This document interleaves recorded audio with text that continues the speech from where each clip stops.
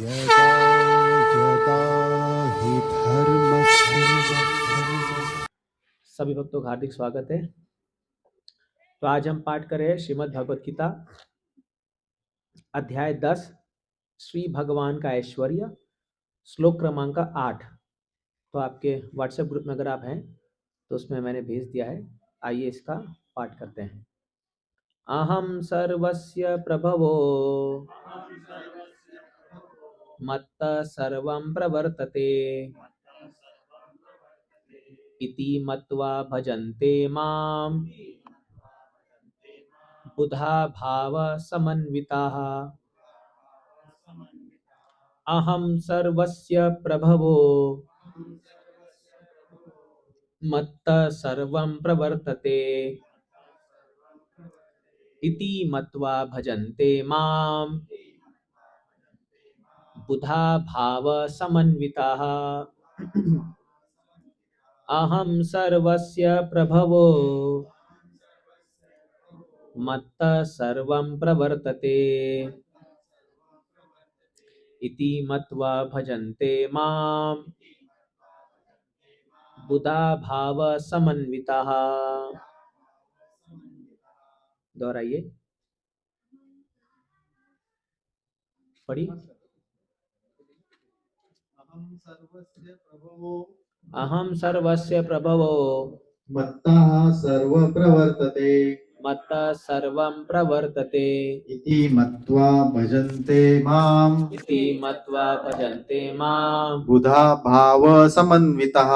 बुधा भाव समन्विता।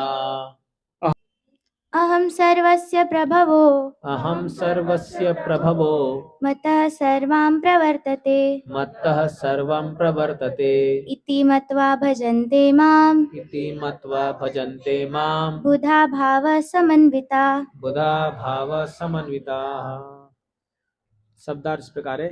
अहम मैं, सर्वस्य सबका, प्रभव उत्पत्ति का कारण, मत्तः मुझसे, सर्वम सारी वस्तुएं, प्रवर्तते उद्भूत होती है, इति इस प्रकार, मत्वा जानकर, भजन्ते भक्ति करते हैं, माम मेरी, बुधा विद्वान जन, भाव समन्विताः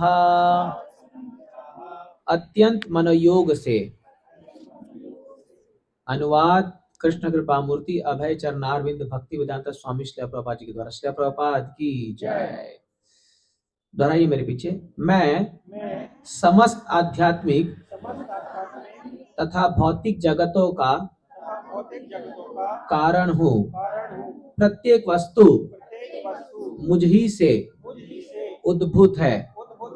जो बुद्धिमान यह भली भांति जानते हैं, वे मेरी प्रेमा भक्ति में लगते हैं तथा हृदय से पूरी तरह मेरी पूजा में तत्पर होते हैं। लंबा तात्पर्य है तो हम डिस्कस करेंगे, आप बाद में पढ़ सकते हैं इसको घर पे। तो ये जो 4 श्लोक भगवत गीता के हैं 10.8, 9, 10, 11, इसको कहते हैं चतुर्श्लोकी भगवत गीता। तो क्योंकि भगवत गीता में टोटल 700 श्लोक है, लेकिन 4 श्लोक में भगवान पूरे गीता का सार प्रस्तुत कर देते हैं। तो आज हम 8 पढ़ेंगे, अगले सप्ताह 9 पढ़ेंगे। तो ये जो श्लोक है इसमें भगवान अपनी भगवत्ता का प्रमाण दे रहे हैं। वो क्या कह रहे हैं?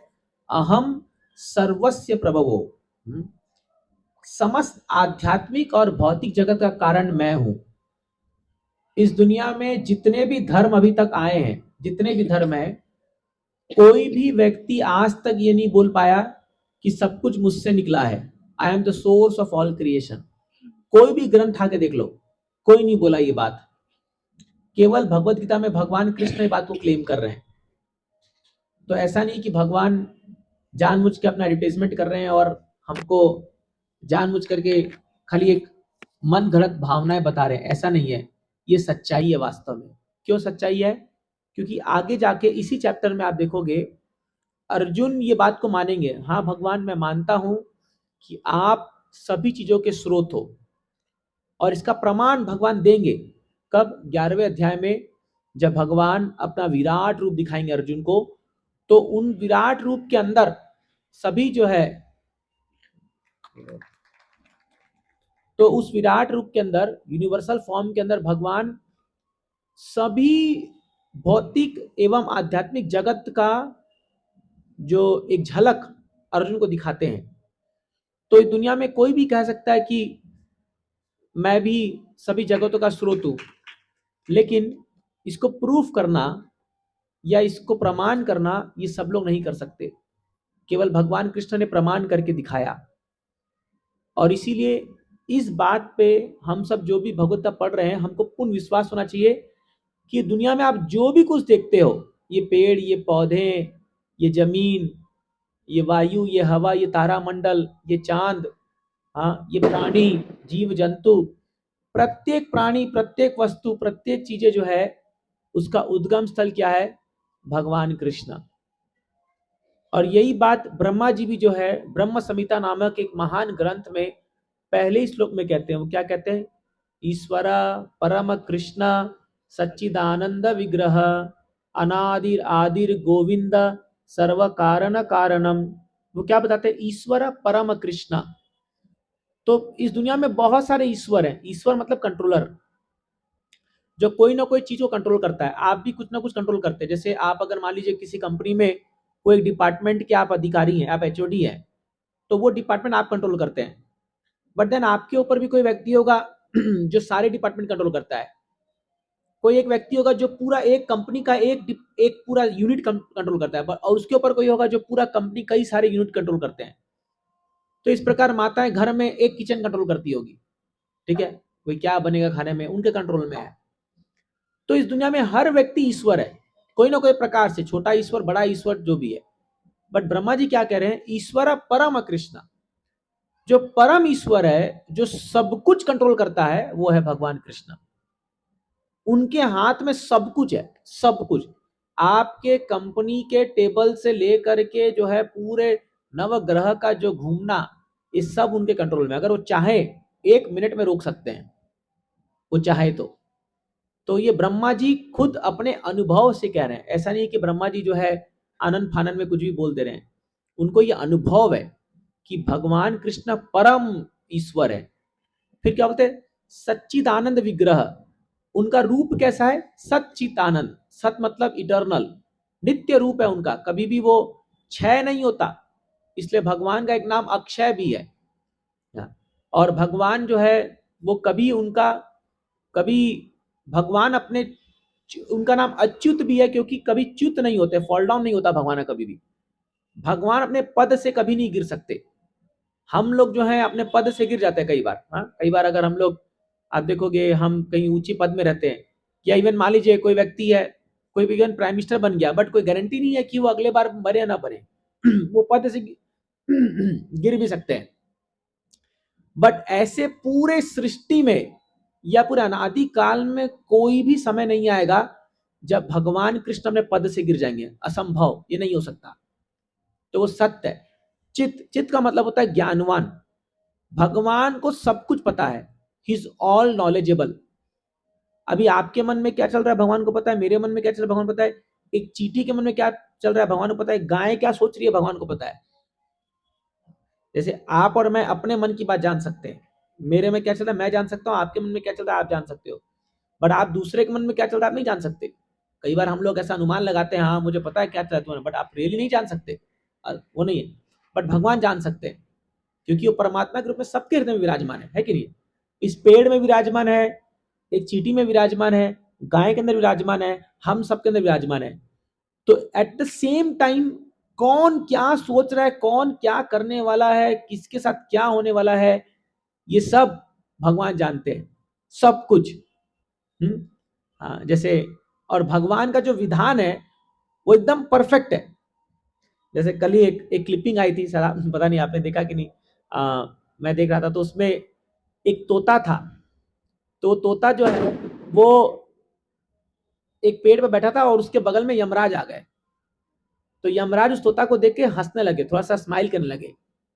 तो तोता यमराज जी को बोला, आप स्माइल क्यों कर रहे हो, आप हंस क्यों रहे हो? तो यमराज बोला, भाई मेरी मर्जी, मैं हंस रहा हूं। तो तोता घबरा गया, बोला यमराज जिसको भी देख के हंसे मतलब उसका दिन आ गया, बोला अभी उसका टाइम आ गया है।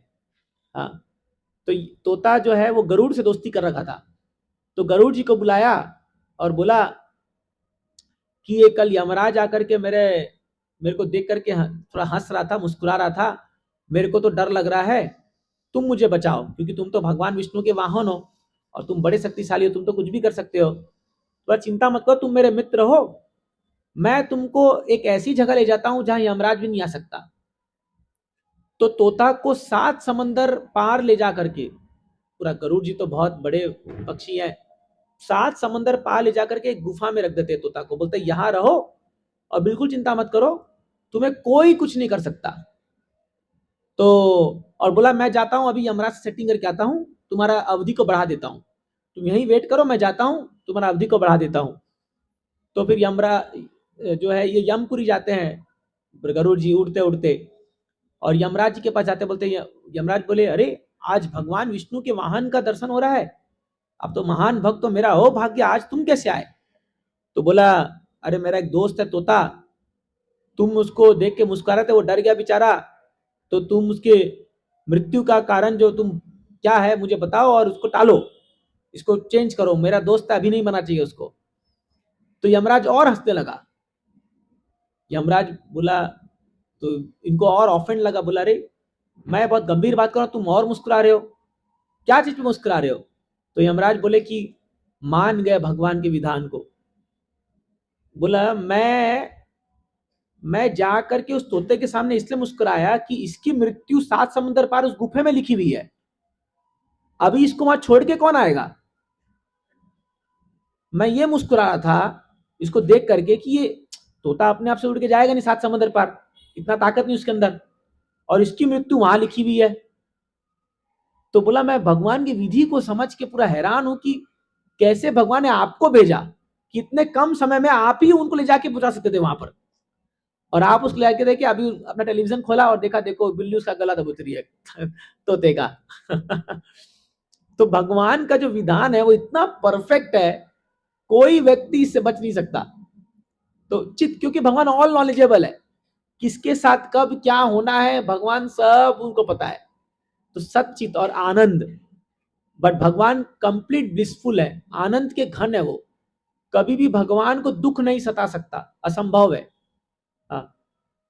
सूर्य जो है वो रात में उग सकता है या सूर्य में भी अंधकार आ सकता है, बट भगवान के अंदर कभी निरानंद या वो नहीं आ सकता, कभी नहीं। हालांकि आप देखते हो लीला में कि कई बार भगवान रोते हैं, भगवान वो करे लीला के अंतर्गत है, बट भगवान पूर्ण आनंद है, आनंद के मूर्तिमान स्वरूप है, और जो भी उनके संपर्क में आता है वो भी आनंदमय हो जाता है।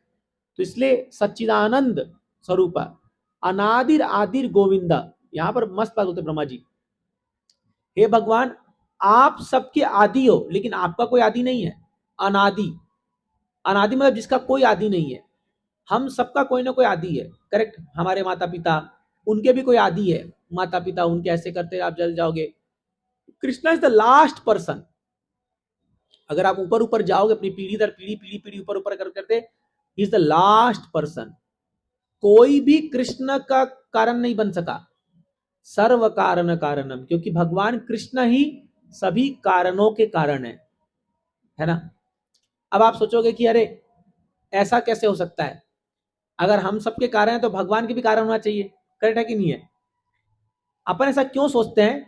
क्योंकि हम सब समय सीमा से बंधे हुए हैं, हम लोग जब से जन्म लिए हैं, हम लोग समय को हमेशा, समय का प्रभाव हम पर रहा है, बट आध्यात्मिक जगत में समय का प्रभाव नहीं होता। अब ये इसको समझना बड़ा मुश्किल है क्योंकि हम लोग को एक्सपीरियंस नहीं है। स्पिरिचुअल वर्ल्ड में समय का प्रभाव नहीं होता, वहां कोई बूढ़ा नहीं होता। जैसे हमारे साथ समय के साथ सब कुछ गल जाता है ना, सब खराब। कोई एक सेव का आप रखो एकदम फ्रेश, कोई एप्पल ला के रखो आप, थोड़ा 1-2 दिन के बाद पीला पड़ जाएगा, सड़ने लग जाएगा, कोई भी चीज। इस दुनिया में कोई भी वस्तु समय के साथ खराब होती है कि नहीं होती है? कोई भी चीज हो, कोई भी चीज हो। बट आध्यात्मिक जगत में ऐसा नहीं है।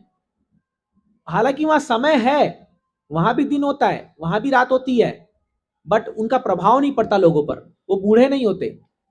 बड़ा गजब है ना। सोचो ऐसा जगह जाना चाहिए कि नहीं जाना चाहिए? टेंशन ही खत्म, कोई फेसलिफ्ट लगाना नहीं, कोई रिंकल नहीं, कोई पॉन्ड्स का क्रीम दरकार नहीं, है कि नहीं है?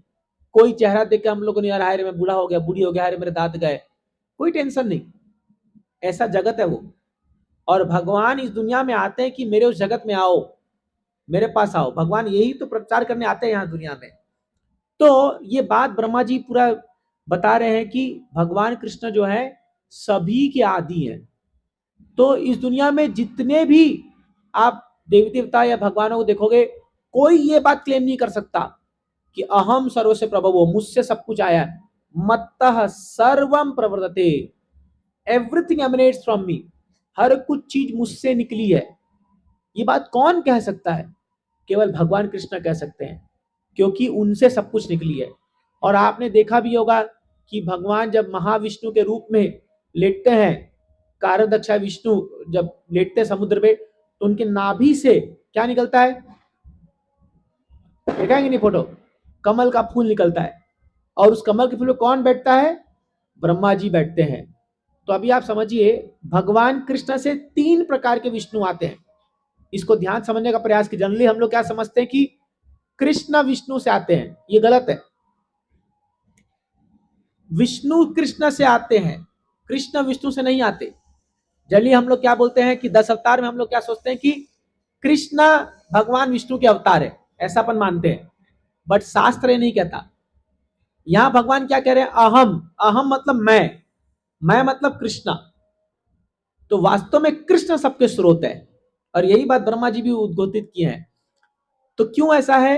क्योंकि भगवान कृष्ण से 3 प्रकार के विष्णु का विस्तार होता है। अब ध्यान से सुनिए कौन है ये लोग। पहले विष्णु जो होते हैं वो होते हैं कारण दकशाई विष्णु। दकसाई मतलब, साई मतलब लेटे हुए, दकसाई मतलब पानी पर लेटे हुए उस पे, और कारण मतलब जो सबके कारण है। तो आप देखोगे, कोई फोटो देखोगे, भगवान ऐसे लेटे हुए हैं और उनके रोम रोम से ब्रह्मांड निकल रहे हैं। कितने लोगों ने फोटो देखा है भगवान का ऐसे लेटे हुए, भगवान विष्णु लेटे हुए ऐसा? जो इस्कॉन में है वो लोग पक्का देखे होंगे इसको। इनको बोलते हैं कारणोदक्षाय विष्णु। ये ऐसे लेटे होते हैं ऐसे, और इनके जब वो श्वास छोड़ते हैं भगवान, तो उनके रोमकूप, जैसे आपका एक एक बाल है ना ये हाथ में, तो एक एक बाल के पोर से एक एक ब्रह्मांड निकलता है, एक एक ब्रह्मांड। तो सोचो आप, भगवान जब श्वास छोड़ते होंगे तो कितने ब्रह्मांड निकलते होंगे उनके। एक एक पोर, आपके शरीर में कितने छेद हैं, कितने बाल है, सोचो आप। अपने सिर पे देख लो तो कितना, मैं तो भी चिकना हो रखा हूं, लेकिन आप अगर देखो कितने पोर्स है अपने शरीर में एक, और भगवान का शरीर कितना बड़ा होगा। तो आप जस्ट इमेजिन करो कि ये ब्रह्मांड कितना बड़ा होगा। ये ब्रह्मांड तो छोड़ो, कितने सारे ब्रह्मांड भगवान के शरीर से निकलते होंगे, जरा इमेजिन करो आप। जस्ट भगवान एक श्वास छोड़ते से ऐसे, जब अपन लेते हैं श्वास, लिए श्वास छोड़ रहे हैं तो ऐसे ब्रह्मांड निकल रहे हैं। और जब भगवान श्वास खींचते हैं तो सारे ब्रह्मांड वापस शरीर में आ जाते हैं। इसको बोलते हैं प्रलय। भगवान जब श्वास छोड़ते हैं तो सारे ब्रह्मांड शरीर से निकलते हैं, और भगवान जब श्वास लेते हैं तो सारे ब्रह्मांड, एक एक ब्रह्मांड जो है वो पूरे भगवान शरीर में आ जाते हैं। यह है महाविष्णु, इसको कहते हैं महाविष्णु और कारणोदकशाय विष्णु। अपने कल्पना से भी बाहर है। अपन तो एक ब्रह्मांड के अंदर एक छोटे से ग्रह धरती पर, माने एक ये सूर्य मंडल और एक ये ग्रह धरती, उसमें एक कंटिनेंट एशिया, उसमें एक ये छोटा सा देश भारत, उसमें एक ये छोटा सा राज्य महाराष्ट्र, या उसके अंदर ये मुंबई, उसके अंदर ये पनवेल, और हम यहाँ बैठे हुए हैं। हम कितने छोटे हैं आप सोचिए। और हम क्या सोचते हैं, मैं बहुत महान हूं। ऊपर से लोग देखते होंगे, हम बोलते हैं क्या ये चींटी, जैसे अपन चींटी को देखते हैं ना, क्या चींटी, मान लो चींटी सोच रहा होगा मैं बहुत महान हूं, एक पांव लगाया खत्म कहानी उसका। तो अपन अपना इतना आकार है, और वास्तव में आत्मा का साइज बताया गया है भगवद गीता में। हाँ, अंडांतस्त्र परमान चयांतरस्तम, आत्मा का जो साइज है वो है, आपका जो बाल है उसका जो अग्र भाग है, अग्र भाग का 10,000वां हिस्सा है आत्मा का साइज, आत्मा का साइज। अच्छा, अभी जिसके घने घने बाल है, आपको पता है बाल में एक कीड़ा होता है, इसको जुई या कुछ कहते हैं ना, कीड़ा होता है, बहुत काटा था बचपन में हम लोग को, अभी हम लोग बहुत एकदम पीसफुल है। तो सोचो उसको ढूंढना कितना मुश्किल होता है, कहाँ बाल में घुस जाता है, काटते रहता है एकदम रात भर, पूरा खुजलाते रहते हैं बच्चे लोग जनरली, जिनका बाल तो कई बार तो लोग तंग होकर मुंडवा लेते हैं उसको, उससे परेशान होकर के सिर पूरा मुंडा लेते हैं। तो सोचो वो जुई एक छोटा सा कितना परेशान वो करता है, आत्मा का साइज उससे भी कई छोटा है, 10,000वां हिस्सा। और ऐसे सैकड़ों आत्माएं, हाँ, एक एक ब्रह्मांड में घुसती है, सैकड़ों आत्माएं। फॉर एग्जाम्पल, अभी आप यहाँ कहीं भी गड्ढा खोदोगे, आपको कितनी सारी चीटियां मिलेगी, मिलेगी नहीं मिलेगी? सोचिए आप, तो कितनी आत्मा है वो, एक एक चीटी एक एक आत्मा है, कितने चीटी। हम तो केवल मनुष्य देख रहे हैं, बट कितने सारे जीव जंतु है, चीटियां हैं यहाँ पर। ये अभी ये गाय के गोबर में कितने सारे कीड़े निकलते हैं, कितने सारे चीजें। तो ये कल्पना के बाहर है हमारे कि कैसे भगवान के एक ब्रह्मांड में कितने सारे जीव जंतुओं का उत्पत्ति होता है और वो लोग आते हैं। अब ये तो इतने ब्रह्मांड, अब एक ब्रह्मांड के अंदर फिर से वो महाविष्णु एक और रूप लेके आते हैं, जिसको बोलते हैं गर्भोदकशाई विष्णु। दकशाई तो हो गया लेटे हुए, गर्भ मतलब क्या, ब्रह्मांड के गर्भ में, जैसे मां का गर्भ होता है ना, वैसी गर्भ में, एक ब्रह्मांड के गर्भ में वो गर्भोदक्षा विष्णु लेटते हैं। और वो गर्भोदक्षा विष्णु के नाभि से एक पेड़ एक स्टेम निकलता है, और उसके ऊपर कमल का फूल होता है, उसमें ब्रह्मा जी बैठते हैं। आपको पता है वो जो कमल का जो स्टेम निकल रहा है, हाँ, उसमें सारे प्लैनेटरी सिस्टम है, जो सारे लोग है, 14 लोग ना, वो उसमें निवास किए हुए हैं सब। ओम भूर भुव स्वः, भूरलोक, भूवरलोक, स्वर्गलोक, ये सब जो है पूरे 14 लोग। तो ये 14 को 3 में बांटा गया है, 7 ऊपर, 7 या 6 नीचे, और एक बीच में अपना ये भूवरलोक, सॉरी भूलोक। ओम भूर भुव स्वः, ठीक है। तो भूरलोक मतलब पृथ्वी लोक, भूवरलोक मतलब नीचे का लोक, और स्वर्ग मतलब ऊपर का लोक। स्वर्ग लोक तला ये आपका स्वर्ग, महरलोक, जनलोक, तपलोक, ब्रह्मलोक, ये ऊपर के लोक है।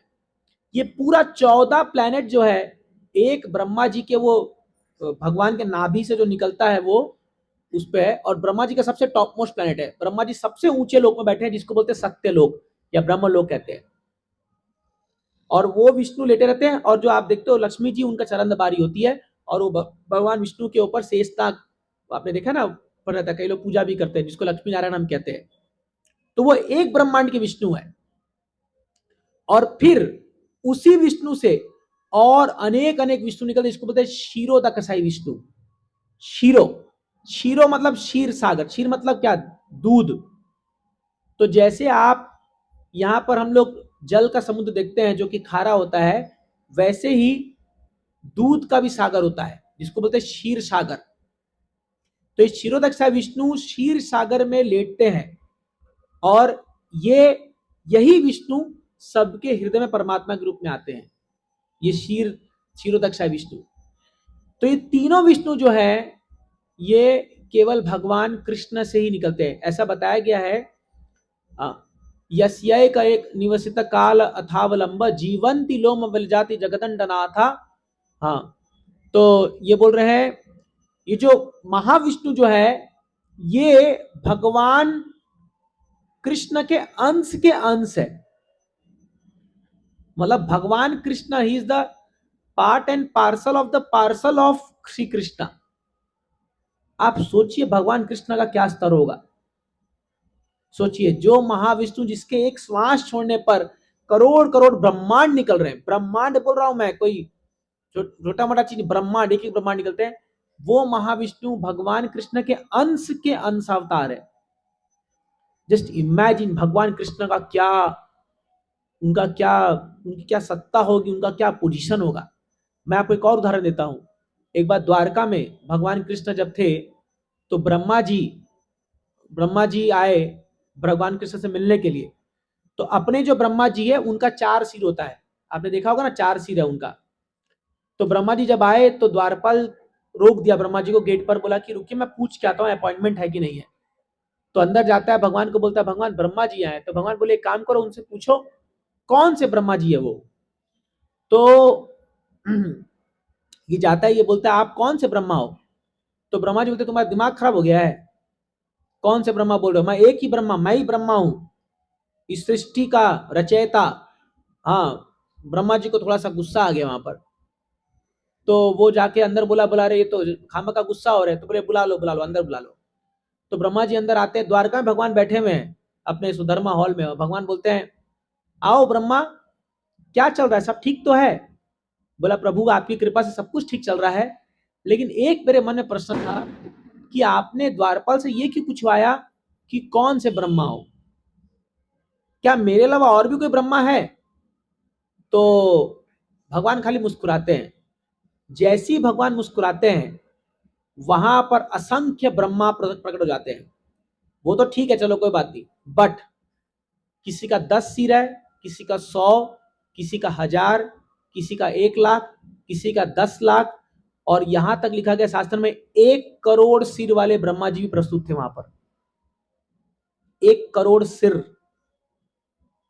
ब्रह्मा वहां प्रस्तुत हो गए, और सब के सब एक साथ भगवान कृष्ण के चरणों में नतमस्तक हो रहे हैं। ये भगवान ब्रह्मा जी का चारों सिर घूम गया। ये बोला अरे रे बाप, ये क्या है, इनको एकदम इन्फिनिटी लगता ना, अरे हम तो छोटा हूं मैं एकदम। इनको बोला प्रभु ये क्या है। बोले ब्रह्मा तुम मेरा मेरा वैभव जानते नहीं हो, हाँ? इसलिए तुमको जितना काम बोला गया उतना ही करो, हाँ? ज्यादा दिमाग मत लगाओ। तो समझिए इस बात को। इसलिए जब हम कृष्ण को परम भगवान कहते हैं, हम ऐसे नहीं कहते हैं। भगवान कृष्ण की जो ऑपुलेंस है, जो उनका वैभव है, वो अपने लिए अकल्पनीय है। अपन सोच भी नहीं सकते इतना उनका वैभव है। और पूरे शास्त्र, अपन क्या, अपना तो थोड़ा कम बुद्धि वाले हैं, थोड़ा कितना सोच पाएंगे, बट भगवान का वैभव असंख्य है। आप जितना शास्त्र पढ़ोगे, समझोगे, प्रयास करोगे, उतना आपको समझाएगा अरे हम क्या जानते हैं। जितना हम और पढ़ेंगे भगवान के बारे में, हमको लगे हम उतना कम हम जानते हैं। तो क्या होता है आजकल लोग जो है, एक्चुअली ये लोग भगवान के बारे में कुछ जानते तो है नहीं, ना कुछ शास्त्र पढ़ते हैं, अपने ही मन का सोच लेते हैं भगवान ऐसे होंगे। ऐसा नहीं होता है। बिना शास्त्र को पढ़े, बिना आचार्यों के आप नहीं जान पाएंगे भगवान कौन है ना। हम लोग केवल मेंटल स्पेकुलेशन करेंगे, क्या है, केवल अपने मन में हम मन ग्रह धारण कर लेंगे, हाँ ये भगवान है। इसलिए आप देखिए आजकल गाँवों में आप जाइए तो लोगों की आस्था अनुरूप कोई भी किसी पेड़ को भगवान मान के बैठ जाते हैं। नो डाउट हम प्रकृति की उपासना करते हैं, पर आजकल देखो भारत में खासकर हर गांव में एक एक भगवान पैदा हो रहे हैं। यहाँ थोड़ा सा कोई पैरासिटामोल का चूरन बना करके दे दे और बुखार ठीक कर दे तो वो बोले भगवान है ये। थोड़ा सा कोई विभूति दे दे किसी को, भगवान है ये। अरे भगवान जब आप बोल रहे हो मतलब समझो किस व्यक्ति को आप बोल रहे हो। कोई व्यक्ति भगवान नहीं बन सकता दुनिया में। भगवान जब इस संसार में आते तो वो कब आएंगे, क्या करेंगे, सब कुछ वर्णन है शास्त्र में। तो इसीलिए बिना शास्त्र के अगर प्रमाण के हम लोग किसी को भगवान बना लेंगे तो उसमें क्या होगा, उत्पात एवं कल्पते। आप देखो, आप देख नहीं रही हो आजकल। इसलिए आप देखो हमारे यहाँ खासकर भारत में लोग कंफ्यूज्ड है। आप उनके घरों में जाओ, 10 ठो भगवान बैठे हुए हैं, ठीक है, उनकी आस्था है, लेकिन वो भी कंफ्यूज है किस किस को पूजा करें। और फिर डर भी है, अगर किसको नहीं किया बुरा मानेगा तो बैंड बजा देगा। तो एकदम बड़े, इसलिए लोग कंफ्यूज्ड है। इसलिए भारत में लोग सच्चा भक्ति नहीं कर पाते हैं। इसीलिए आप देखोगे आगे जाकर के भगवान कृष्ण अर्जुन को क्या कहेंगे, सर्वधर्मान परित्यज्य माम एकम शरणम व्रज। ये क्यों भगवान कहे माम एकम, क्योंकि भगवान जानते थे कि ये लोग जो है, ये लोग 10 प्रकार के जो है 10 प्रकार के लोगों को पूजा करते करते परेशान हो जाएंगे। इसलिए भगवान कृष्ण ने कहा एक मेरी शरण में आ जाओ, अहम त्वाम सर्व पापेभ्यो मोक्ष ईसामी मां शुच, डरो मत, मैं हर चीज से मुक्त कर दूंगा तुमको, भगवान कहते हैं। तो इसीलिए हम एक निष्ठ अगर भक्ति करें भगवान कृष्ण की, तो सभी सभी देवताओं की पूजा भी हो जाती है उसमें। इस जैसे भागवत में एग्जाम्पल आया है, यथा तरोर मूल निषेचने न तृप्यंत स्कंद भुजोपशाखा। जिस प्रकार आप पेड़ के जड़ में पानी देते हो तो पेड़ की प्रत्येक पत्तियां, उनकी टहनियां अपने आप हरी भरी हो जाती है, उसी प्रकार केवल आप भगवान कृष्ण की पूजा करोगे सच्चे दिल से तो पूरे इस विश्व में जितने भी लोग हैं आपसे संतुष्ट हो जाएंगे। आपको अलग से किसी और की पूजा करने की दरकार नहीं है। तो इसलिए जो लोग भक्ति करते, शुद्ध भक्ति करते हैं, वो लोग एक ही भगवान को मान के चलते हैं, बस ये मेरे आराध्य देव है, मेरे इष्ट देव है, मैं इनका ही, मेरे तो गिरधर गोपाल दूसरों ना कोई। सुना है हमने मीराबाई का स्टेटमेंट।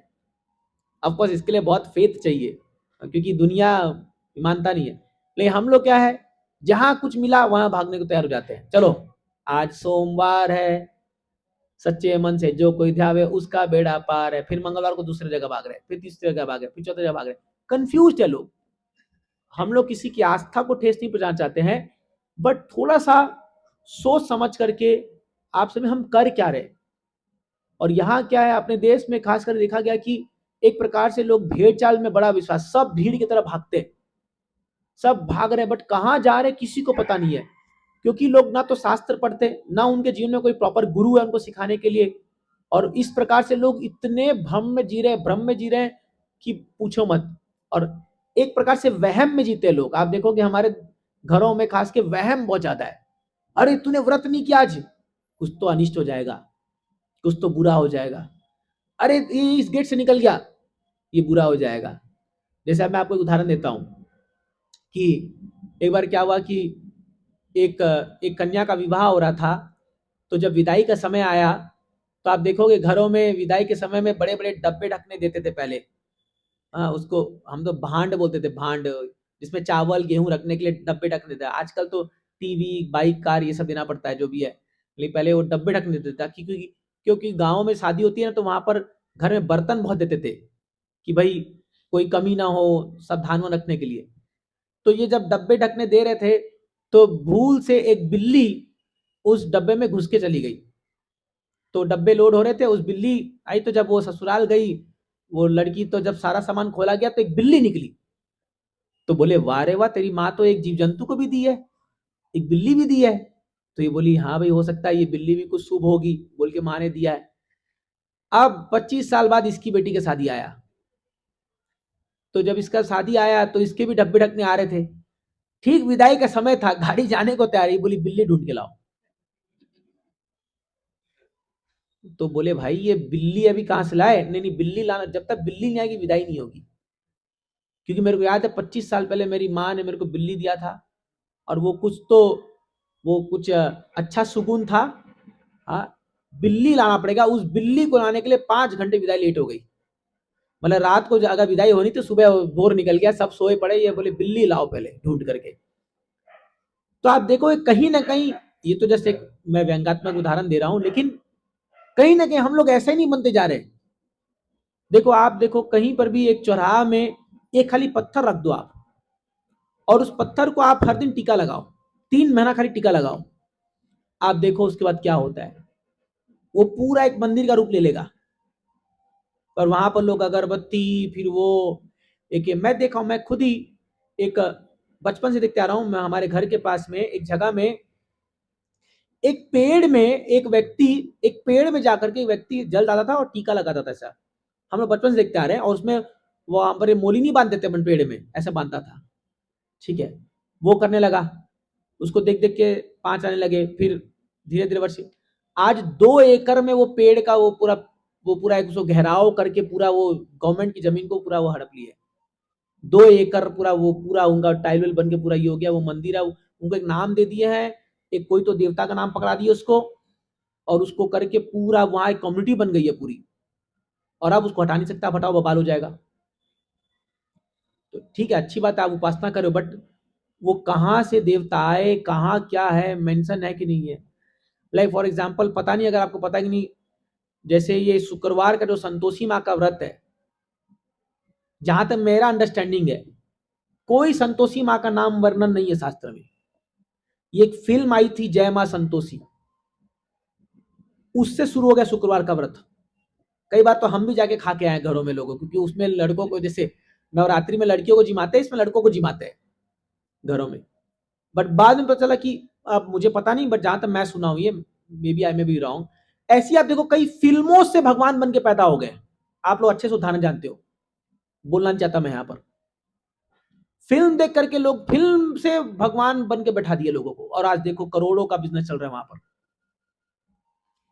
तो ये जो हम लोग कर रहे हैं यहां पर, इससे आपको लग रहा है अरे अच्छा ना, फिर नहीं, इससे आप देखो समाज में एक प्रकार के भ्रम फैला जा रहा है, और इससे जो सही में भक्ति करना चाहते हैं लोग, वो लोग नास्तिक बनते जा रहे हैं। उनको लग रहा है ये सब ढकोसलाबाजी है, ये सब जो है एक दिखावा है खाली, ये सब एक दिखावा और का है। क्योंकि हम उनको प्रामाणिकता से शास्त्र नहीं पढ़ा रहे अपने बच्चों को, हम उनको ज्ञान नहीं दे रहे हैं, हम केवल उनको क्या बोल रहे हैं, चुपचाप चल अगरबत्ती दिखा, चल घंटी बजा। कभी आज तक आपने बताया अपने बच्चों को हम अगरबत्ती क्यों दिखाते हैं, हम क्यों दिया दिखाते हैं? मैं बता रहा था आपको 2-3 क्लास पहले, हम अगरबत्ती क्यों दिखाते हैं, दिया क्यों दिखाते हैं, क्या सिग्निफिकेंस है, क्यों प्रणाम करते हैं, क्यों शंख बजाते हैं, हमने कभी बताया नहीं उनको। तो उनको लगता है ये खाली ये क्या हो रहा है, नौटंकी चल रहा है बस, और ये करते रहो। लाइक फॉर एग्जाम्पल आप देख लो, अभी जैसे दिवाली आती है अपने यहाँ त्योहारों में, तो आप हमें बताइए कि हमारे बच्चे दिवाली को कैसे जानते हैं कि दिवाली क्या है? दिवाली बोलते हैं उनके मन में क्या आता है? फटाका आता है कि ना? आप इसलिए फटाका आता है कि ना? अब मुझे बताइए फटाका क्या संबंध है दिवाली से? कहां लिखा गया था कि फटाका बजाए थे जब प्रभु रामचंद्र यहां आए थे? नो डाउट ये आतिशबाजियां हुई होगी या वही होगी, लेकिन ये पटाखा का कहां से कॉन्सेप्ट आया? ठीक है बजाइए, कोई दिक्कत नहीं, इसमें कोई मनाही नहीं है। बट दिवाली मतलब क्या है? दीपों की आवली, दीपावली। दीप मतलब दिया, आवली मतलब रो। कई सारे दीपों को जब हम एक साथ लगाते हैं उसको बोलते हैं दीपावली। और ये क्यों किया गया था आपको पता है? जब प्रभु रामचंद्र आए थे तो पूरे अयोध्या को दीपों सजाया गया था, ये उसका महत्व है। बट क्या हम में से किसी ने भी अपने बच्चों को दीपावली के दिन ये कथा सुनाई, उनको बैठा के समझाया ये चीज, ये क्यों ऐसा हम करते हैं? उनको एक दीपावली मतलब एंजॉय, मस्त मस्ती करना, पटाखा फोड़ो मजा। सेम होली में भी देख लो, होली आई मतलब क्या? रंग खलो, रंग बरसे, बस इनको यही चाहिए। तो इससे क्या होगा, थोड़े समय बाद जैसे जनरेशन पार होगा, ये पूरा परवर्टेड रूप ले लेगा सारे त्योहार, और सारे त्योहार में क्या होने लगेगा? केवल मौज मस्ती होने लगेगी, केवल एंजॉयमेंट होगा। उसका सबसे बेस्ट रूप है नवरात्रा। दुर्गा माँ को तो साइड बिठा देते हैं, और यहाँ लड़का लड़की डांस कर रहे हैं गरबा में, म्यूजिक बॉलीवुड का सॉन्ग चल रहा है। अगर सही में वो दुर्गा माता होती तो त्रिशूल से मारती इन लोगों को पकड़ पकड़ के, नालायकों क्या कर रहे हो तुम लोग? आप सोचिए इसके बारे में, ये क्यों हो रहा है? क्योंकि शास्त्र नहीं है, क्योंकि ना किसी को नॉलेज है, किसी को ज्ञान है, कोई सब अपना मनमर्जी करे जा रहे हैं, और त्योहारों की पूरी वॉट लगा दे रहे हैं लोग। तो धीरे धीरे सब लुप्त हो जाएगा ये सब चीजें, आप देखोगे धीरे, क्योंकि बाद में सोचेंगे क्या मतलब क्या है, जब हमको नाचना ही है बॉलीवुड के गानों पर, तो दुर्गा माता क्यों बैठा, क्यों इतना खर्चा करने का, ऐसे ही नाचो ना। समझिए इस बात को। तो इसीलिए हम लोग को अगर सही में आध्यात्मिक ज्ञान लोगों को देना है, इन शास्त्रों की बातों को सामने लाना होगा और लोगों को समझाना होगा, तभी हम लोग आपको आकर के यहाँ पर घंटे घंटे जो यहाँ पर आपको एक एक चीज सिखा रहे हैं, ताकि हम तरीके से सीखे कि क्या वास्तव में भक्ति है। कोई भी चीज अपने मन घड़त कर देना भक्ति नहीं होता है। आप ये मत समझिए कुछ भी आप कर लोगे और आप सोचोगे कि ये भक्ति है। नहीं नहीं नहीं नहीं, आपका जो मन कह रहा है वो भक्ति नहीं है। भक्ति भगवान ने डिफाइन किया है शास्त्र में, क्या भक्ति है क्या भक्ति नहीं है। यह शास्त्र विधि उत्सिज वर्तते काम कारता। कोई व्यक्ति शास्त्र का उल्लंघन करके अपने मन मर्जी कुछ भी चीज करता है, न सिद्धि न पराम गति, उसको कोई सिद्धि मिलने वाली नहीं है, वो केवल भ्रम में है। तो इसीलिए भगवान यहां पर जब बता रहे हैं भगवता में, अहम सर्वस्व प्रभो मत्ता सर्वम प्रदते, सब कुछ मुझसे है। अब देखिए नेक्स्ट लाइन, इति मत्वा भजन्ते माम, बहुत इंपॉर्टेंट है ये दूसरा लाइन। इति मत्वा, जो ये बात जान गया कि सब कुछ मुझसे आया है, मतवा मतलब उसके मति में आ चुकी है ये बात, भजन्ते माम, वो क्या करेगा? मेरा भजन करेगा। अगर आप ये बात जान गए कि सब कुछ भगवान से आया है, तो उसका पहला रिएक्शन क्या होगा? भगवान का भजन करेगा, भगवान का आराधना करेगा, भगवान का नाम जप करेगा, भगवान का कीर्तन करेगा, भगवान की कथा सुनेगा। भजन्ते माम। अब भगवान उसको क्या बोल रहे हैं? बुधा, ही इज वेरी इंटेलिजेंट। बुधा, बुधा मीन्स वेरी इंटेलिजेंट पर्सन। भाव समन्विता। अब मैं आपको बहुत बड़ा बता रहा हूं, देखिए जनरली इस दुनिया में जिनके भाव बहुत उमड़ते हैं, भाव मतलब समझो, जैसे आप कई बार देखोगे घरों में कुछ कुछ लोग बहुत इमोशनल होते हैं, थोड़ा कुछ बात हो जाए उनकी आंखों में आंसू आ जाता है, पूरा उनका हृदय भर आता है, भावुक लोग होते हैं, बहुत बहुत भावुक। तो जनरली हम लोग क्या सोचते हैं कि जो लोग भावुक है वो लोग बुद्धिमान नहीं होते, या वो लोग अपने विवेक से नहीं सोचते। आपको ऐसा लगता है ना, हर बात पे इमोशनल हो जाता है, ये हर बात को ये बस दिल से सोचता है, दिल में बहुत बात रख लेता है, ये ऐसा अपन सोचते हैं। बट भगवान यह क्या कह रहे हैं? जो मेरा डिवोटी है, जो मेरा भजन करता है, भजन्ते माम, वो भावुक भी है और साथ में बुद्धिमान भी है, ही इज वेरी इंटेलिजेंट। और यही बात स्वयं चैतन्य महाप्रभु भी कहे। वो क्या कहे? कृष्ण वर्णम तुषा कृष्णम सांगो पांगास्त पार्षदम यज्ञ संकीर्तन प्राय जंती सुमेधसा। इस कलयुग में भगवान कृष्ण चैतन्य महाप्रभु का रूप लेके आएंगे, और जो भी इस चैतन्य महाप्रभु की उपासना करेगा, कैसे? संकीर्तन करके, हरे कृष्णा कृष्णा कृष्णा हरे हरे, हरे राम राम राम हरे हरे। जो संकीर्तन के माध्यम से भगवान चैतन्य महाप्रभु की उपासना करेगा, वो क्या है? सुमेधसा। उसकी मेधा शक्ति जो है, मेधा मतलब अगेन इंटेलिजेंस, बुद्धि, ही इज वेरी वेरी इंटेलिजेंट। तो कई बार जब लोग कीर्तन करते हैं, संकीर्तन करते हैं, या हम लोग कई बार सड़क में नाम संकीर्तन कर निकलते हैं, तो लोग सोचते हैं सेंटिमेंटलिस्ट लोग हैं, ये देखो ये लोग को भावुक लोग हैं, हाँ केवल भाव में गा रहे। उन मूर्खों को पता नहीं है ये सबसे बुद्धिमान का काम कर रहे हैं ये लोग, सबसे बुद्धिमान का काम। जो लोग भी भगवान का नाम जप करते हैं, उनका कीर्तन करते हैं, they are the most intelligent people in the whole world, more intelligent than the CEO of Apple company and Google company.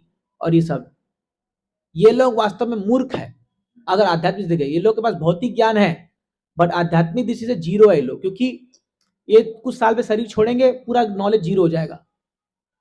But जो ज्ञान अपन कमा रहे हैं वो जीरो नहीं होने वाला है, वो जो है वो कभी खत्म नहीं होगा।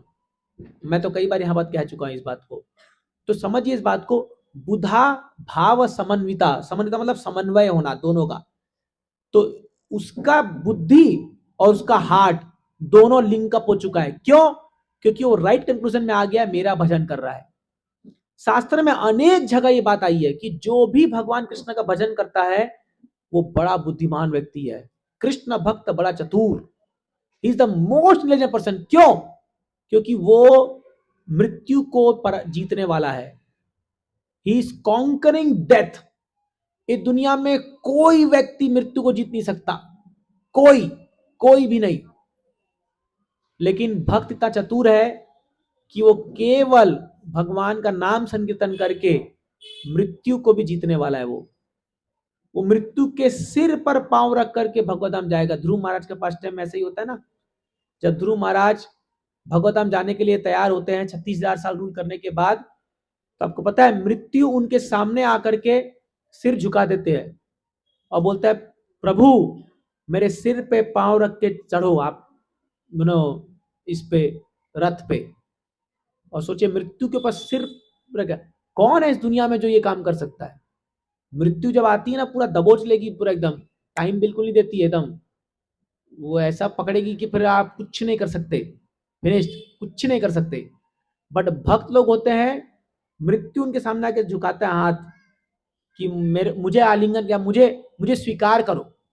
एक्चुअली अगर बताऊं तो भक्त मृत्यु को स्वीकार करता है, और एक अभक्त जो है, जो भौतिकवादी व्यक्ति है, मृत्यु उसको जकड़ लेती है। दोनों में डिफरेंस है। जैसे समझिए एक बिल्ली जब चूहा को पकड़ती है तो उसके लिए मृत्यु का कारण है कि नहीं, पूरा दबोच लेती है उसका, मृत्यु को काल आ गया उसका। लेकिन वही बिल्ली जब अपने बच्चे को पकड़ती है, सेम मुंह से पकड़ती है, और ऑलमोस्ट सेम तरीके से पकड़ती है, लेकिन बच्चा को भय लगता है क्या? उसको पता ना माँ है, लेकिन इसके लिए काल है, चूहे के लिए। उसी प्रकार जब मृत्यु एक भक्त को आती है, उसको डर नहीं लगता, क्योंकि उसको पता है कि मेरा बुलावा आ गया है, मुझे भगवान बुला रहे हैं। लेकिन जब एक अभक्त को पकड़ती है, या जब कोई भौतिकवादी व्यक्ति को पकड़ती है, तो उसका पूरा, उसके बिस्तर में ही पूरा मलमूत्र त्याग देता है वो, डर के मारे। समझिए आप इस बात को। तो इसीलिए क्या है, हम लोग जो कार्य कर रहे हैं, अपन सब जो ये हरि भक्ति में लगे हुए हैं हम लोग, आपको पता नहीं है कि आप क्या चीज प्राप्त कर रहे हो। आपको लग रहा होगा ये बात बहुत सिंपल है, क्या है, बस यहाँ आ जाओ, बैठ जाओ, कीर्तन कर लो। बट इसका जो लाभ है वो इतना ज्यादा है कि जिस दिन आप समझ गए, उस दिन आप शिला प्रभुपाद जी को भूरी भूरी धन्यवाद दोगे कि बचा दिया मेरे को। भूरी भूरी धन्यवाद दोगे कि आई एम सो फॉर्चुनेट कि मुझे ये मार्ग मिल गया, मुझे ये ज्ञान मिल गया शिला प्रभुपाद जी की कृपा से। बाकी जो लोग दुनिया में ऐसी माया को पकड़ने के लिए भाग रहे हैं पीछे, कुछ नहीं मिलने वाला है, अंततोगत्वा कुछ नहीं मिलने वाला उनको। ये आपको लग रहा होगा हाँ ऐसी बोलने बात है, बट देख लेना समय का, देखो कब तक बचेंगे। तो समझिए इस बात को। इसीलिए जब हमको ये ज्ञान मिल रहा है, हमें गंभीरता से पकड़ना चाहिए। हमको इस पे पूरा, we should become very serious about it. हम एक ही चीज कर सकते हैं इस ज्ञान को प्राप्त करके, सिंसियरिटी, कि जो भगवान कह रहे हैं उनकी बातों पर पूर्ण विश्वास रखें, और जो वो हमें आदेश दे रहे करने का, उसको प्रयास करने का, पूरा पालन करने का प्रयास करें पूर्णतया। जैसे भगवान हमको क्या कहते हैं, नाम जप करो, मेरा नाम संकीर्तन करो, मेरा भजन करो। तो हमें पूरी श्रद्धा से भगवान का नाम जप करना चाहिए, उनके कीर्तन में भाग लेना चाहिए, उनकी सेवा के लिए तत्पर होना चाहिए, हाँ, उनके भक्तों का संग करना चाहिए। तो जो भगवान कह रहे बस फॉलो करते जाओ ना। क्या हमको कुछ करना, क्या जस्ट फॉलो करो जो भगवान कह रहे, अपने आप सब कुछ आएगा आपके पास। सब कुछ, आपको कुछ करने की दरकार थोड़ी है। जैसे एक मान लो पिता करोड़पति है, हाँ, और उसका बेटा, उसके बेटे को अपने पिता की संपत्ति पाने के लिए क्या करना पड़ेगा? बेटे को पिता की संपत्ति पाने के लिए क्या करना पड़ेगा? हाँ, खाली जीवित रहना पड़ेगा। खाली वो जिंदा है तो ऑटोमेटिक आएगा कि नहीं प्रॉपर्टी? आएगी नहीं ऑटोमेटिक पिता की प्रॉपर्टी। इसको बोलते हैं दाया भाग। अब यही बात ब्रह्मा जी भी भगवान के विषय में कहते हैं। वो क्या कहते हैं? तत्तेनुकंपा सुस्मिक्षमानो भुंजान एवात्म कृतम विपाकम हृद वाक वपूर्व विदधन नमस्ते जीवेत यो मुक्ति पदे सदाय भाग। तो तत्तेनुकंपा सुसमीक्षमानो, कोई व्यक्ति अपने जीवन में आए हुए सभी संकटों को केवल भगवान की अनुकंपा मान करके, कि हे भगवान जो भी मेरे साथ हो रहा है ये आपकी कृपा है, आपकी अनुकंपा है। हाँ, सुसमय माता जी को बोलिए, तो बहुत डिस्टर्ब कर रहे हैं आप, बाहर बात कर लीजिए। ये तो मोबाइल थोड़ा बंद रखिए आप लोग, उसको स्विच या तो स्विच ऑफ कीजिए या साइलेंट में करके लाइए। पूरे लोग को डिस्टर्ब नहीं करना चाहिए। तो तत्तेनुकंपा सुसमीक्ष मानो भुंजान एवात्म कृतम विपाकम, ये बहुत इंपॉर्टेंट श्लोक है। ये ब्रह्मा जी जब ब्रह्म मोहन लीला होता है, तो उसके बाद जब वो ब्रह्मा जी को समझ में आता है कि मैं क्या बड़ा गलती कर दिया, तब ये श्लोक बोलते हैं यहाँ पर, हे भगवान, जो भी व्यक्ति अपने जीवन में आए कोई भी कष्टों को आपकी कृपा मान करके सहन करता है, ही टॉलरेट्स, सहन करता है। कैसे कैसे सहन करता है? भुंजान एवात्म कृतम विपाकम। जैसे आपके रसोई में अगर मान लीजिए आप कोई सब्जी बना रहे हो, मान लीजिए बैंगन का सब्जी बना रहे हो और वो जल गया बैंगन, तो भाई जला हुआ ही खाना पड़ेगा ना। अभी कई बार आप देखते नहीं हो, खीर हम बनाते हैं तो खीर नीचे कढ़ाई में लग जाती है या टोपी में लग जाती है नीचे, तो उसमें खीर में अलग सा स्मेल आता है ना। पता नहीं आज खीर तो नहीं बनाया ना तो अब जब जली हुई खीर है तो जला हुआ ही ना टेस्ट आएगा, वो अच्छा कैसे आ जाएगा? तो इसको बोलते भुंजान एवात्म कृतम, अपने किए हुए कर्मों का ही फल हमको मिलना है। अपने किए हुए कर्मों का ही फल हमको मिल रहा है। कोई भी चीज आपके साथ हो रही है दुनिया में, कोई भी चीज, चाहे अच्छा हो रहा है चाहे बुरा हो रहा है, ये आपके कर्मों का फल है। तो एक व्यक्ति जब इस बात को मानता है कि मेरे किए हुए भुंजान एवात्म कृतम, मेरा पकाया हुआ फल ही मैं खा रहा हूं, या मेरा पकाया हुआ सब्जी मैं खा रहा हूं, और फिर वो क्या करता है, हृद वाक वपु, तीन चीज, अपने हृदय से, अपने वाणी से और अपने वपु शरीर से विदधन नमस्ते, भगवान को नमस्कार करता है। फिर भी भगवान थैंक यू सो मच, जो भी आप कर रहे हो ये आप मेरा ही किया हुआ है, ठीक है। जीवे तयो मुक्ति पदे सदाय भाग, वो व्यक्ति भगवान के कृपा का पात्र बन जाता है। मुक्ति पद, ये श्लोक चैतन्य महाप्रभु भी बहुत सुंदर इसका व्याख्यान करते हैं। मुक्ति पद मतलब है भगवान के चरण कमल, भगवान के धाम का वो व्यक्ति बना। इसलिए आपको ज्यादा भजन कुछ नहीं कर पा रहे, कोई मत टेंशन नहीं है। आपके जीवन में जो भी हो रहा है जस्ट ये मान के चलिए भगवान की कृपा है, सब भगवान ठाकुर जी की कृपा है, सब ठाकुर जी की कृपा है। कभी ब्लेम मत कीजिए कि भगवान ऐसा क्यों गया, ऐसा क्यों हो गया।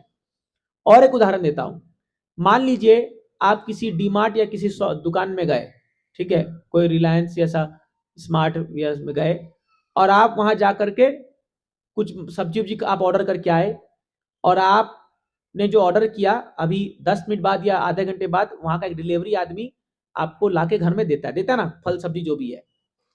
अब आप सब्जी खोल के देखे और बोले कि अरे भाई ये क्या ला दिया तुमने, मैंने तो ये नहीं बोला था। तो इसमें गलती किसकी है, डिलीवरी वाले की गलती है कि जो वहां पर जो मैनेजर बैठा है उसकी गलती है जो डाला है? डिलीवरी गलती नहीं है ना। डिलीवरी बोलेगा भैया आपने जो बुक किया वही लाया, मेरे को तो खाली पकड़ाया, मैं तो खाली डिलीवरी वाला व्यक्ति हूं। इस एग्जाम्पल से हम क्या समझ सकते हैं, यदि आपको कोई कष्ट दे रहा है, कोई आपका अपमान कर रहा है, कोई आपको बुरा भला कह रहा है, वो केवल डिलीवरी मैन है। वो केवल आपके किए हुए कर्मों का डिलीवरी लेके आया है। अपन उससे झगड़ने लग जाते हैं, झगड़ते तुम क्यों ऐसा बोल रहे हो, ये क्यों। समझिए अगर गहराई से जाओगे वो डिलीवरी मैन है। अपन सौदा पहले कर क्या रखे, मैं भी पूर्व जन्म में या इसी जन्म में कहीं पर उसका सूद समेत ला के दिया है, भैया ये तुम्हारा ही कर्म है, मैं तुम खाली डिलीवरी करने आया हूं, ले लो वापस। But then it becomes very difficult, बहुत मुश्किल होता है जब कोई हमसे कुछ बुरा कहता है या हमारा इंसल्ट करता है या हमारा अपमान करता है या हमें कष्ट पहुंचाता है, हमको लगता है कि यही व्यक्ति इसका कारण है, लेकिन वो कारण नहीं है वास्तव में। अगर वास्तव में देखोगे तो वो केवल डिलीवरी मैन है। तो जब हम उनको वैसे डील करेंगे कि भाई ये तो इसका कोई दोष नहीं है, क्योंकि ये जो है ये केवल मेरे ही कर्मों का ये फल मेरे को दे रहा है, then actually we become devotees, तब हम भक्त बनने के लायक होते हैं। इसीलिए भगवान गीता में बार बार आप देखोगे आएगा कई श्लोकों पे वो भगवान कहते हैं कि सुख दुख को सहना सीखो अर्जुन, ताम तिशु भारत, सहना सीखो, इसको टॉलरेट करना सीखो। तो आपको अगर भक्ति करना है, भगवान का भक्ति करना है, ये जो संसार की जो द्वंद्व है इससे पार होना पड़ेगा।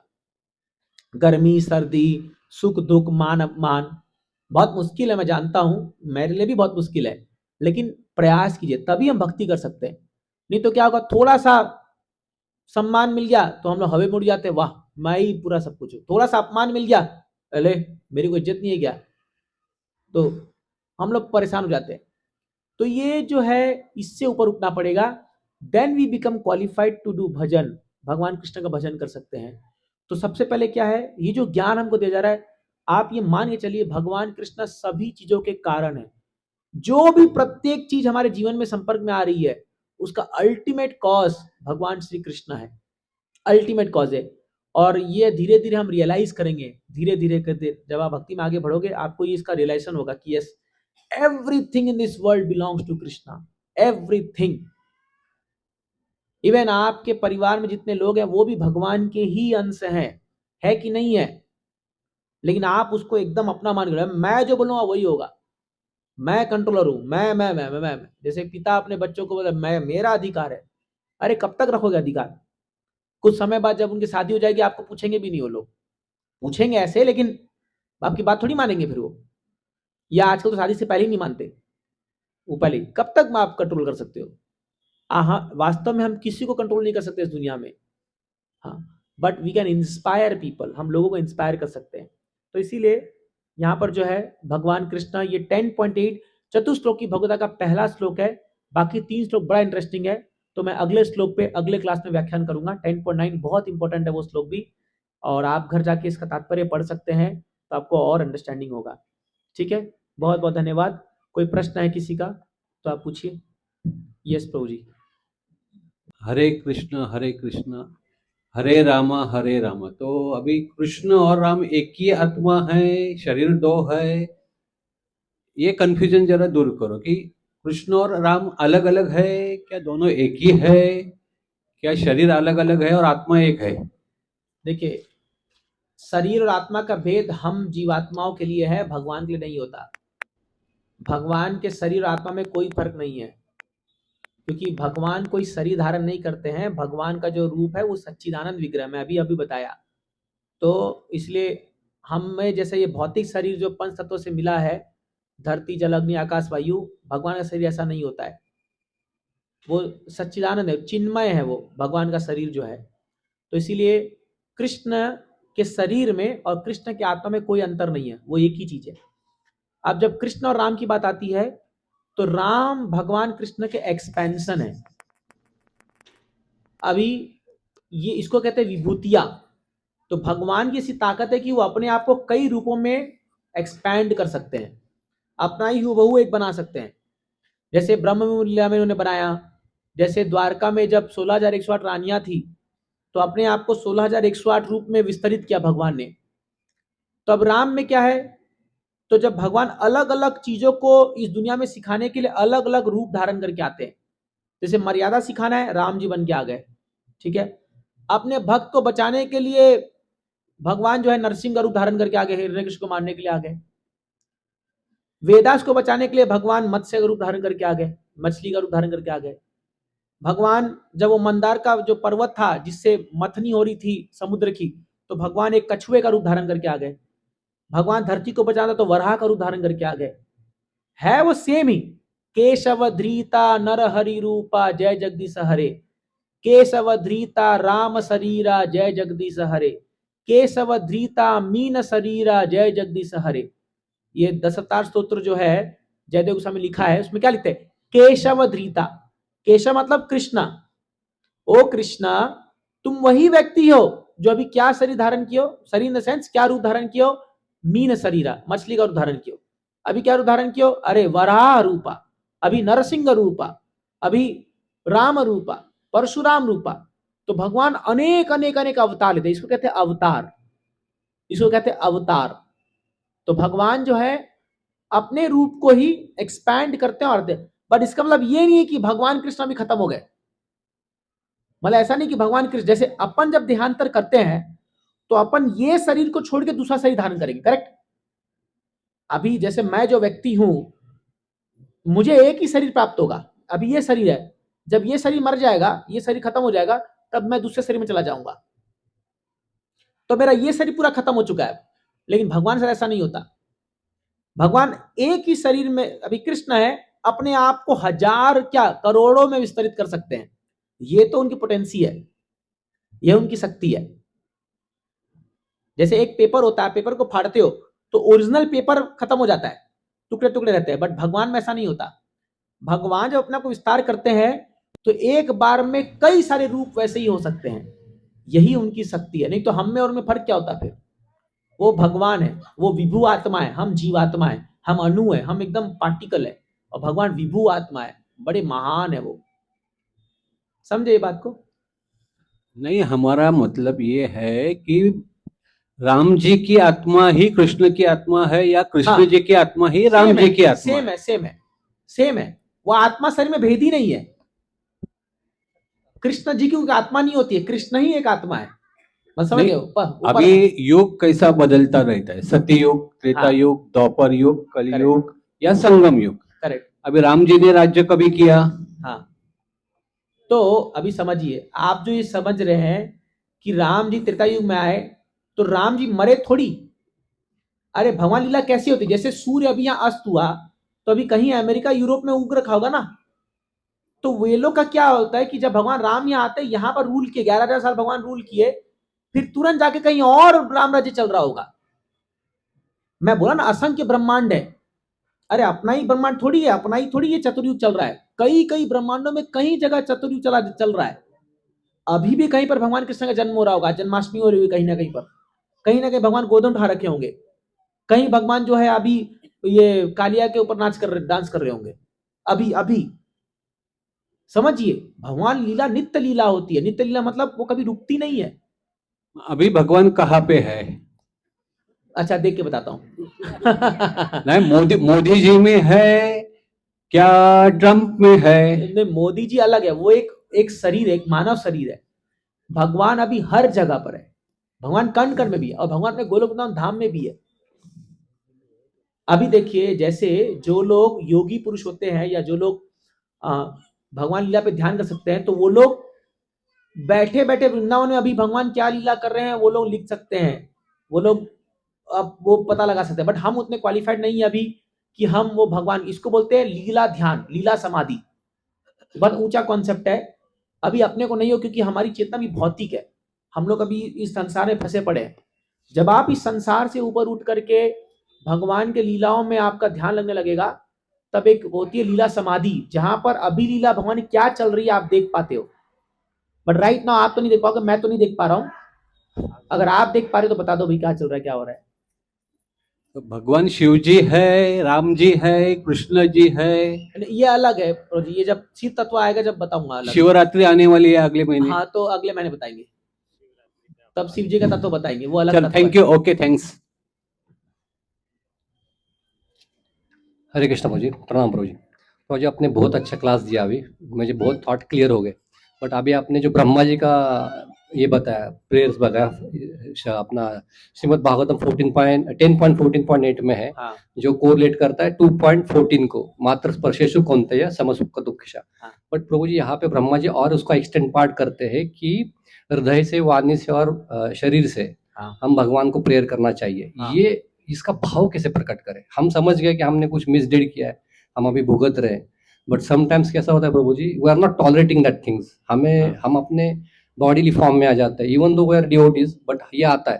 तो इसका कैसा भाव समझे, कैसे इसको प्रभु जी अनुकरण देखिए लाए? यही तो डिवोटी है, डिवोटी का अलग लेवल। देखिए सहन शक्ति जो होती है, फॉरगिवनेस जो होती है, वो अलग लेवल पे होती है। कई लोग, जैसे मान लिया आप किसी का इंसल्ट किए, वो चुपचाप सह जाता है, वो चुपचाप जो है, मैं आपको एग्जांपल दूंगा इसका, वो कुछ रिटेलिएट नहीं करता, वो बोल बस ठीक है मेरे साथ ऐसा हुआ।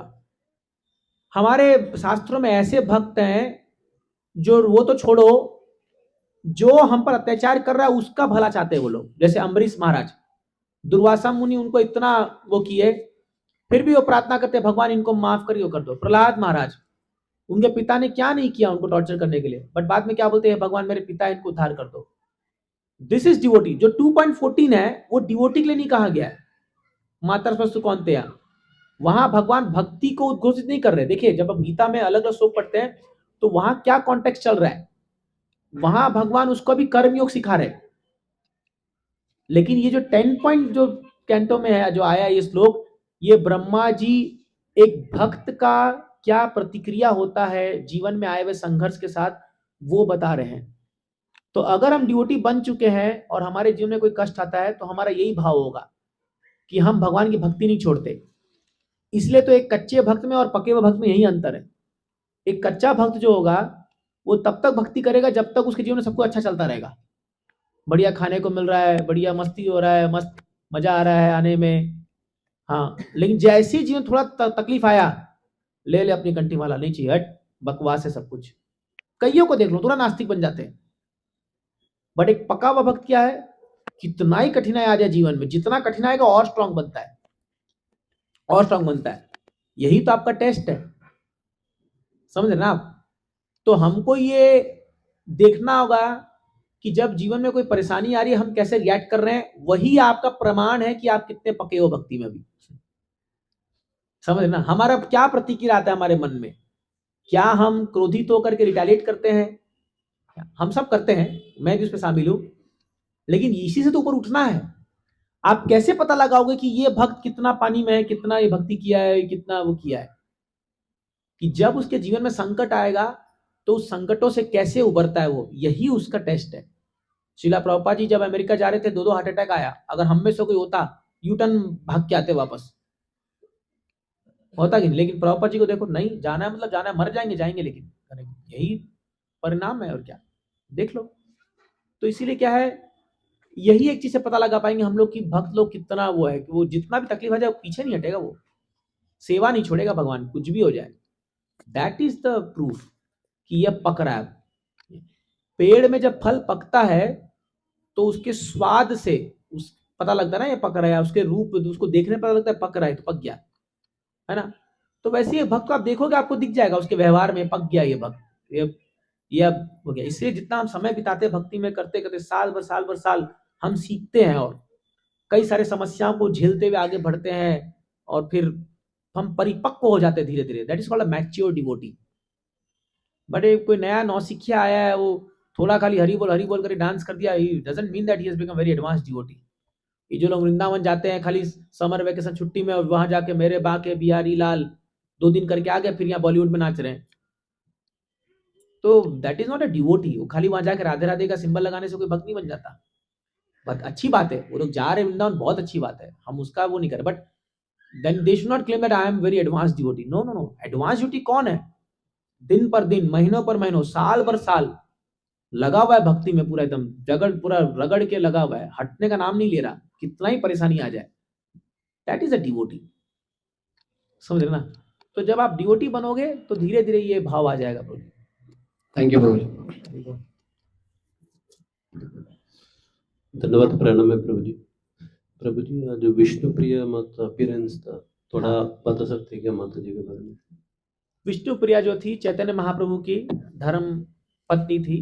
तो पहले चैतन्य महाप्रभु लक्ष्मी प्रिया से उनका विवाह हुआ था। फिर जब चैतन्य महाप्रभु बांग्लादेश गए थे, जब वो निमाई पंडित थे, तो लक्ष्मी प्रिया जो है वो इतनी विरह में हो गई कि महाप्रभु का वियोग बर्दाश्त नहीं कर पाई और उसने शरीर छोड़ दिया। तो जब चैतन्य महाप्रभु आए तो उनकी एक माँ थी, एकलौती माँ थी, सची माता, और उनके पिता तो जगन्नाथ मिश्रा पहले जा चुके थे। तो सची माता अकेली पड़ गई और चैतन्य महाप्रभु बड़े शांत हो गए थे। तो फिर सची माता ने उनको ये कहा कि बेटा तू फिर से विवाह कर ले, विष्णु प्रिया करके। ये सब महाप्रभु के संन्यास लीला से पहले है। अब जब वास्तव में देखोगे तो विष्णु प्रिया लक्ष्मी प्रिया जो है लक्ष्मी देवी के रूप है। तो विष्णु प्रिया जो है ये भगवान चैतन्य महाप्रभु के साथ बहुत ही कम समय बिताई होगी, बहुत ही कम समय, क्योंकि चैतन्य महाप्रभु 24 साल में संन्यास ले लिए। और ऐसा बताते हैं इतनी महान भक्ति विष्णु प्रिया कि महाप्रभु के जाने के बाद मतलब बोलते हैं कि इतना रोई है कि वो मतलब मैं ऐसा सुना हूं कि एक चावल का दाना खाती थी खाली, और मतलब हाँ जितना माला, हाँ कुछ 64, सॉरी क्या बोले, हाँ उतना ग्रेन करती, जितना माला करेगी, एक माला पे एक दाना,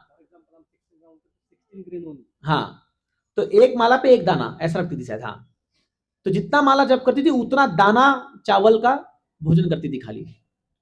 और उनका एक विग्रह भी है जो आज ही मौजूद है, आप नवद्वीप में जाओगे, एक विग्रह उन्होंने चैतन्य महाप्रभु को बनाया था, और बोलते हैं कि वो महाप्रभु को याद करते करते उसी में समा गए, मतलब प्राण त्याग दिया वहीं पर करके।